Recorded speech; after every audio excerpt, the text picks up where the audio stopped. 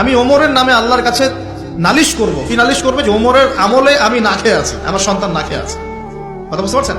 এই কথা শোনার সাথে সাথে ওমর রাদিয়াল্লাহু আনহুর মানে বুকে আল্লাহ পাকের ভয় চলে আসলো, হৃদয় প্রকম্পিত হলো।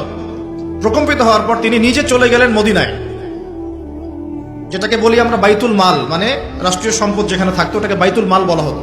সেখান থেকে একটা আটার বস্তা নিজের কাঁধে উঠিয়েছেন, উঠিয়ে নিজে পায়ে হেঁটে ওই মহিলার বাসায় যাচ্ছেন।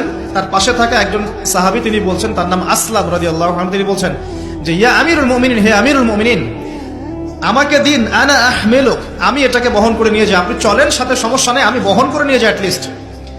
তখন ওমর রাদিয়াল্লাহু আনহু বলছেন, দিলের কান দিয়ে শোনেন কথাগুলো, ওমর রাদিয়াল্লাহু আনহু বলছেন, হাল আনতা তাহমিলু উযরি ইয়াউমাল কিয়ামা, তুমি কি কিয়ামতের মাঠে আমার পাপের বোঝা বহন করবে?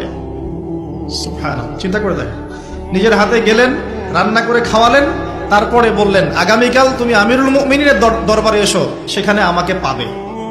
এই হলো ওমর রাদিয়াল্লাহু আনহুর খেলাফত।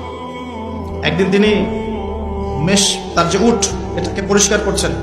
আলী রাদিয়াল্লাহু আনহু দেখে বলছেন, আমিরুল মুমিনিন, আপনি পরবর্তী জেনারেশনের জন্য অনেক কঠিন আদর্শ রেখে যাচ্ছেন। আপনি এত কাজ করছেন, তারপরে নিজের কাজও নিজে করছেন। তখন ওমর রাদিয়াল্লাহু আনহু বলছেন, ওয়ালা তালুমুনি ইয়া আবুল হাসান, হে আবুল হাসান, আমাকে এভাবে বিব্রত করো না, কারণ আমি ভয় করি যে আমি যে অর্ধবিশ্ব শাসন করছি, তারপরে আমি ভয় করি যে আমার এই শাসনের আন্ডারে যদি একটা রাখালও না খেয়ে মারা যায়, আমি ভয় করি আল্লাহ এর জন্য আমাকে জবাবদিহি করাবে। আরেকটা বলে শেষ করে দিই, আমর ইবনে আস রাদিয়াল্লাহু আনহু, তিনি একজন গভর্নর, কোথাকার? মিশরের। কার আমলে আছেন? ওমর রাদিয়াল্লাহু আনহুর সময়। তো তার ছেলের নাম হচ্ছে মুহাম্মদ। তো সেই মুহাম্মদ আমর ইবনে আসের ছেলে রাদিয়াল্লাহু আনহু।